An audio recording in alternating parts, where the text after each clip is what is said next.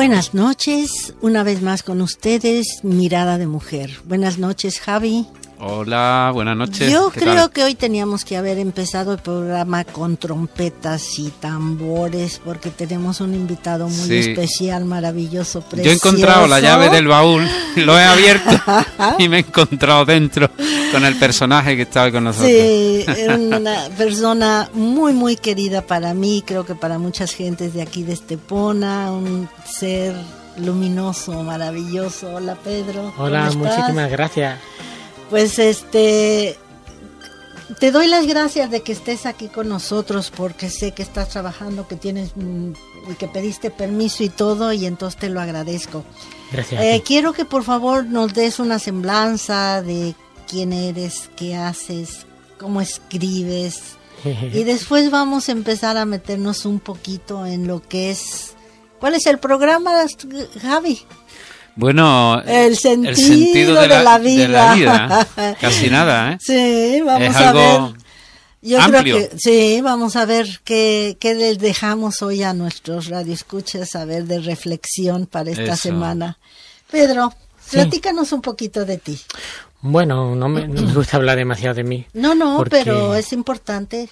Bueno, pues soy una persona normal dentro de lo que cabe. Lo único es que, bueno, siempre he tenido inquietudes por saber, por conocer un poco más sobre todo y sobre las cosas importantes, sobre la vida, el sentido de la vida, qué nos mueve, cosas profundas, filosofías de vida también, ¿no?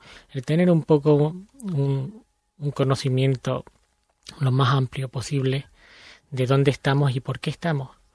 Porque hubo un momento de mi vida donde llegué a la conclusión de que cuanto más supiera, menos me iban a engañar.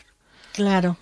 Entonces, bueno, pues me dediqué a investigar, también he escrito algunas cosas y sigo aprendiendo. Sigo siendo muy ignorante, pero cada vez un poco menos. Bueno, lo importante es tomar una clara conciencia de que no dejamos de aprender hasta que nos morimos, ¿no?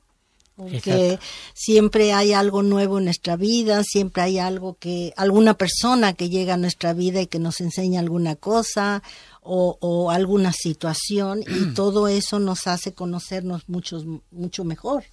Exacto, sí, todo lo que ocurre es un continuo aprendizaje, a veces sin darnos cuenta, a veces sin aceptarlo, porque no aceptamos muchas situaciones que nos vienen en la vida y sin embargo, a veces cosas que aparentemente son negativas, pues tienen un lado positivo. Un lado positivo, exacto. Sí. Es muy curioso que dentro del proceso de evolución de nuestro cerebro, cómo es curioso el fenómeno que se da casi generalmente en todos los individuos, que en los primeros estadios de la formación de una persona, se suele tener una especie de arrogancia y una creencia interna de que se sabe casi todo. Sí. Digo, en las primeras etapas, sobre todo en la edad adolescente, que es la que se revuelve todo más, hay rebeldía y tal. Y conforme van pasando los años, cada vez se tiene la sensación de que se sabe menos. Sí, claro. Es lógico que sea así, claro. ¿no? Es lógico, pero es curioso. Pero también sabe que es muy importante que hay muchas personas que se encajonan en yo soy así. Y en el yo soy así ya no cambio o ya no tengo cosas nuevas que aprender. Nos hace mucho daño precisamente porque nos quedamos encajonados en una sola idea y no damos oportunidad de conocer cosas nuevas. No necesariamente que tengan que estar de acuerdo. Por ejemplo, está ahorita lo que es la medicina cuántica, toda la ley de la atracción, o sea, una cantidad de cosas que son muy, bueno, que no son nuevas, son muy antiguas, pero que ahorita están floreciendo, pero que la gente ni siquiera se da la oportunidad de conocer esas cosas nuevas, por lo menos como una curiosidad, ¿no? Para saber, a ver de qué se trata. Hay también un cercenamiento temprano, muchas personas, hay un cercenamiento de muchas de las capacidades innatas que por circunstancias de la vida la persona sufre un trauma Y suele ocurrir, lo típico es que ocurre en la escuela, ¿no? En la escuela se da el caso de personas, yo, por ejemplo, he tenido esa experiencia, que en las primeras etapas, pues como que a mí el estudiar y el tema académico era un tema, pues lógico, aquí en Estepona lo que había en aquellos tiempos era calles limpias de coche y nos permitía jugar de un modo muy libre, ¿no? Entonces los niños en esa época pues tenemos una tendencia natural a jugar y tal. Y la disciplina de estudiar y eso como que no. Entonces esas primeras etapas pasaron de esa manera, sin disciplina, sin nadie que te obligara demasiado a estudiar, porque nuestros padres por otro lado no tenían una formación lo suficientemente sólida como para ser conscientes de lo que suponía el estudiar, la sociedad tampoco era lo que es ahora. Entonces, esas primeras etapas pasan así y llega un momento en mi vida, por ejemplo, hablo de mi caso personal, en el que me empieza a interesar. Yo ya tendría sobre los 18 años aproximadamente, me empieza a interesar mucho el estudio y me meto de lleno. Uh-huh. Entonces, gracias a esa experiencia me di cuenta, miro retrospectivamente, digo, ¿cuánta gente se ha quedado en el camino como yo me podía haber quedado también? Claro. Yo por circunstancias no me quedé, pero la primera etapa escolar yo estaba tachado de un estudiante no malo, pero sí mediocre. Uh-huh. Y yo tenía ese título aquí puesto a hierro, ardiendo, y incluso mi familia y tal no llegaba a, en un momento dado, cuando yo ya emprendí los estudios universitarios y tal, ninguno apostaba por mí. Prácticamente, bueno, sí, claro que los habría, porque me veían que yo ya había cambiado, mi mente se había transformado completamente y veía las cosas de otra manera, ¿no? Pero sí que tiene que haber montones de personas que en esa etapa reciben ese marchamo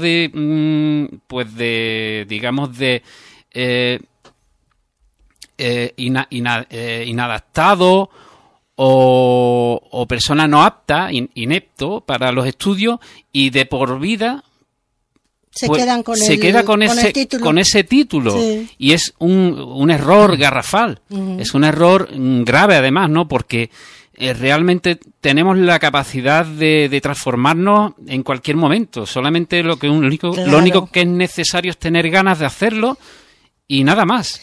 Es que lo importante es darnos cuenta de que cambiar no significa que nosotros tengamos que ser otra persona, es simple y sencillamente el crecer. Claro, es que aparte cambiamos continuamente, todo está transformándose. Tú miras el universo, está creciendo constantemente, a su vez se está contrayendo, todo se está moviendo, estamos intercambiando átomos constantemente. Uh-huh. El cambio es siempre, lo que no lo aceptamos. Entonces, con respecto a lo que ha dicho Javier, desde que cuando el niño nace es un recipiente vacío en un aspecto, ¿no? Porque siempre hay una tendencia marcada por la genética, por la herencia genealógica, pero es un recipiente vacío, empieza a llenarse cuando tiene contacto con la vida terrenal, pues empieza a condicionarse, empieza a llenarse de miedos, a llenarse de ideas, a marcarse por la sociedad en la que vive. Entonces se le crea una personalidad y se le crea una visión de vida que realmente no es la vida en sí, sino es su propio objetivo, ¿no? Su propia forma singular de ver la vida. Y ese niño, pues empezamos realmente a marcarlo los que son padres, los que son el entorno del niño, a marcarlo según sus ideales, según todo lo que ha aprendido. En el caso de Javi, pues él lo ve desde una forma, desde un prisma. Yo lo veo desde ese mismo prisma, pero un poco antagónico en el aspecto de que veo que muchas veces nos enfocamos demasiado en que el niño estudie, en un sistema donde el sistema de estudio no vale. No vale porque se aprenden un montón de cosas que no valen para nada. Que no sirven para nada. En vez de enseñarle, por ejemplo, a vivir, uh-huh. a pensar realmente lo que es la vida, a lo que se van a enfrentar, que la vida no se trata de un sufrimiento continuo, ni de una presión continua. El niño se ve sometido a una presión constante, tenga que estudiar o no, porque no siempre el niño está preparado o viene para realizar una función relacionada con el estudio. Sí. A veces el niño tiene un potencial muy grande para realizar algún tema manual, y sin embargo le están los padres. O la música, o la pintura, exacto. O alguna otra cosa que no está dentro de los cánones sociales, entonces tiene que estudiar otra cosa, ¿no? Exactamente, pero los padres se enfocan, claro, evidentemente, buscando lo mejor para su hijo desde su mejor idea, en que estudien lo máximo posible para luego tener cierta preparación y poder desenvolverse en la vida. Sin embargo, todos esos estudios no valen para nada, no le van a permitir tener un concepto real de la vida. De la vida, exactamente. Exactamente. Porque la vida, el sentido de la vida desde mi punto de vista, tiene dos aspectos, ¿no? Un aspecto singular y otro genérico. El aspecto singular es, para mí, ser feliz. Buscar tu felicidad, buscar momentos, buscar vivencia, buscar esos momentos sublimes donde sientes, donde eres capaz de percibir la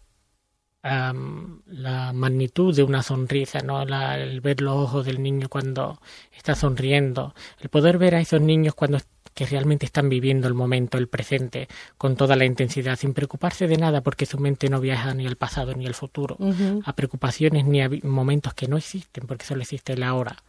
Entonces, el sentido singular para mí es buscar esos momentos sublimes que realmente es lo que enriquece tu vida. La vida no es el tiempo que vives, sino son los momentos sublimes y claro. la plenitud de la vida, ¿no? Estoy de acuerdo.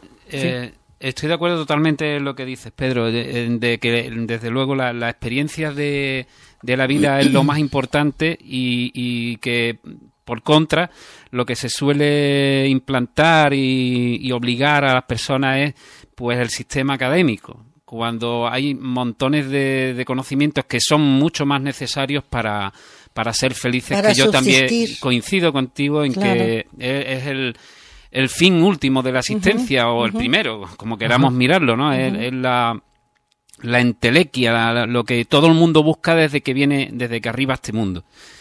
Y bueno, que sí, que estoy totalmente de acuerdo en todo lo que estás diciendo. Pero también Lo que pasa, yo sucede... sí quería simplemente dejar claro que el ejemplo que he puesto académico no era por resaltar el tema académico en sí, No, sino pero como es importante. un ejemplo que se puede extrapolar a cualquier Sí, otro sí. campo.